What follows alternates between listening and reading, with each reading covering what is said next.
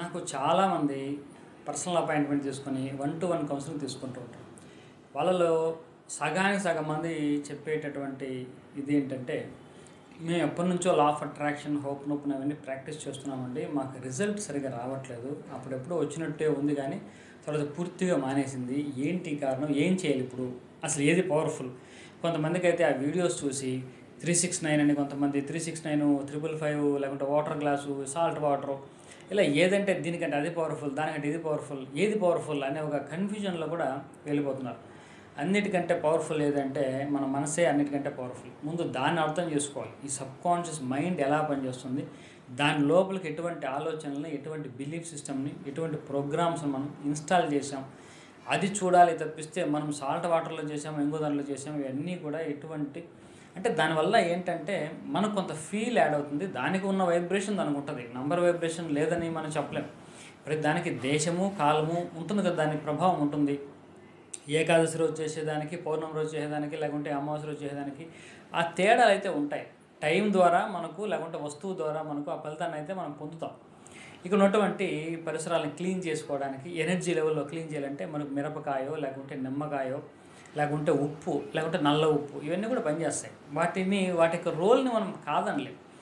ఎంత చేసినా కూడా మన మైండ్లోకి ఏం ప్రోగ్రామ్ వెళ్తుంది, మన మైండ్లో ఉన్నటువంటి ఆలోచన విధానం ఏమిటి, దాన్ని బట్టే మనకు ప్రధానంగా మనకు ఫలితాలు వస్తాయి.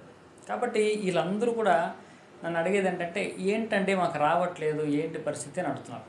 అప్పుడు నేను వాళ్ళకు ఒక డివోషనల్గా ఏదన్నా ఒక రెమెడీ ఇవ్వాలని, లేకుంటే ఒక చిన్న ఇది చెప్పుకోండి, అలా చేసుకోండి అని చెప్తున్నప్పుడు వాళ్ళు ఇంకొక సమస్య చెప్తున్నారు.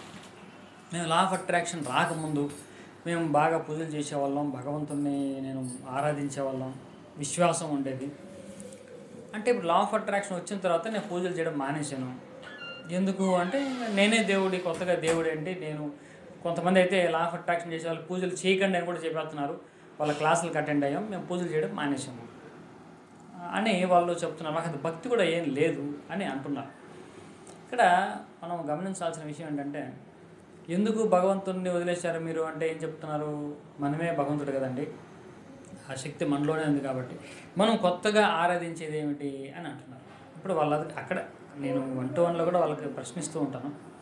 నేను అడుగుతాను, మరి మీరే భగవంతుడైతే ఇప్పుడు ఈరోజు నాకు డబ్బులు పే చేసి 1-to-1 అపాయింట్మెంట్ తీసుకోవాల్సిన అవసరం లేదు, మీకు ఏదో సమస్య ఉందనేగా అంటున్నాను. సమస్య ఉంది.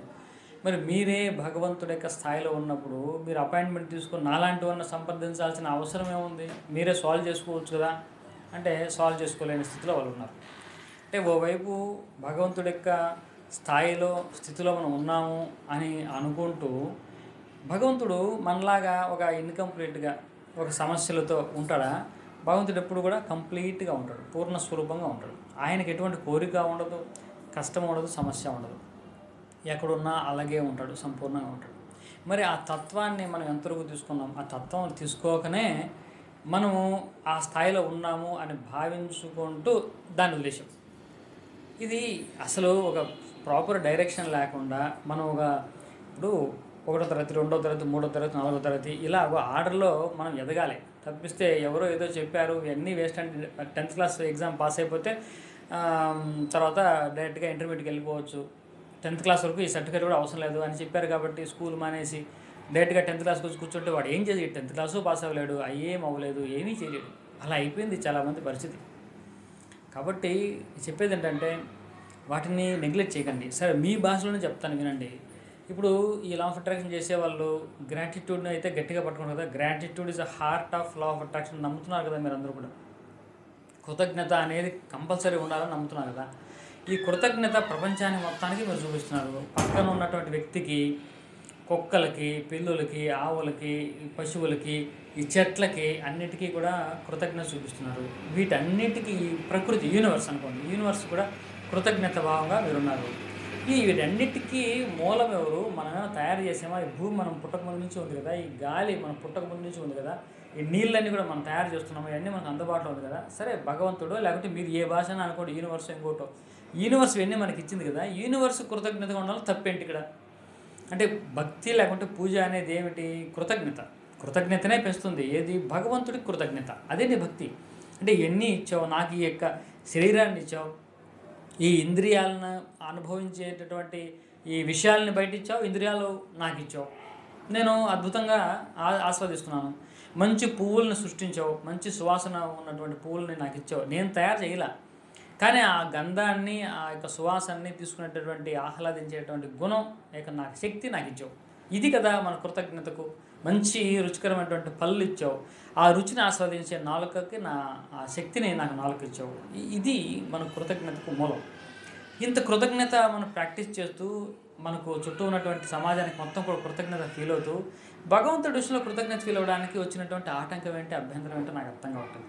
కాబట్టి భగవంతుడి విషయంలో ఎప్పుడైతే కృతజ్ఞత వస్తుందో అప్పుడు ఖచ్చితంగా మీరు ఎంత లా ఆఫ్ అట్రాక్షన్ చేసినా సరే మీరు చేసే సాధన ఓటి కుండలో పోసినటువంటి నీరు లాంటిదే, నిలబడదు, పోతూనే ఉంటుంది. వీటన్నిటికీ మూలం ఎవరో ఆ మూలానికి కృతజ్ఞత చెప్పకుండా మిగిలిన బయట వస్తువులకి అన్నిటికీ చెప్తామండి, మా మిత్రులు చెప్తాం, పొద్దున్న నా కారుకి చెప్తాను, నా ఇంటికి చెప్తాను అంటే తప్పు కాదు. మరి వాటి అన్నిటికీ మూలమైన వాడిని కూడా గుర్తు చేసుకోవడం తప్పే ఉంది. నేను భక్తికి దూరం అయిపోయాను, భక్తి చేయడం మానేశాను అని గర్వంగా చెప్తున్నారు. సరే మీరేమైనా సాధించారా ఇంతవరకు? మరి ఆ స్థాయిలో ఉన్నప్పుడు మీకు సమస్య ఉండకూడదు కదా. సరే సమస్య పరిష్కారం చేసుకోండి.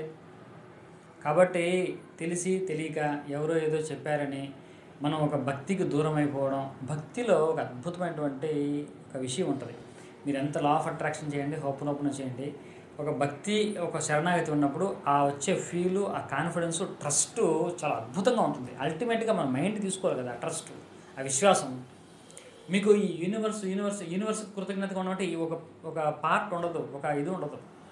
అదే యూనివర్సు, ఈ నేను ఆరాధించే ఆ శివలింగమే యూనివర్సు, ఈ యొక్క లింగాకారమే ఈ యూనివర్స్ అంతా ఉంది. కాబట్టి నేను అంటే ఈ యొక్క బ్రహ్మాండాన్ని, ఈ విశ్వాన్ని మొత్తం కూడా ఈ లింగంలోనే చూస్తున్నాను. ఇదే పెద్దదైతే యూనివర్స్ అయింది కాబట్టి దాన్ని మినియేచర్, ఈ విశ్వానికి మినియేచర్ ఈ శివలింగం అని భావన చేస్తూ ఆ శివలింగానికి అర్చన చేయండి. ఆ శివలింగానికి ఏదో మీరు అర్పించండి. చూడండి యూనివర్స్కి ఎంత తేలిగ్గా అవుతుంది.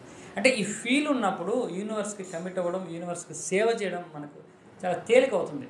ఈ తేలిక మార్గాన్ని మనం ఎందుకు వదులుకోవాలి?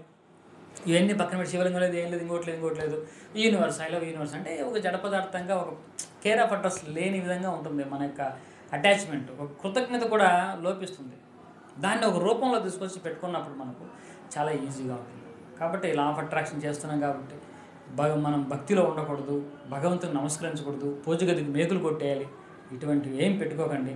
మీరు ఏ ఆరాధన చేస్తున్నారో ఆరాధన హాయిగా చేసుకుంటూ మీరు లా ఆఫ్ అట్రాక్షన్లో ఉంటూ ఆ లా ఆఫ్ అట్రాక్షన్లో మనం చెప్పేటటువంటి చూసేటువంటి ఆ యూనివర్స్, ఆ భగవంతుడికే, దాన్నే మనం స్మరించుకుంటున్నాం అన్న ఎరుకతో law of attraction principles, gratitude, affirmation చెప్పండి. అప్పుడు చూడండి మీ జీవితంలో ఏ విధంగా మార్పు వస్తుందో. ట్రై చేసి చూడండి.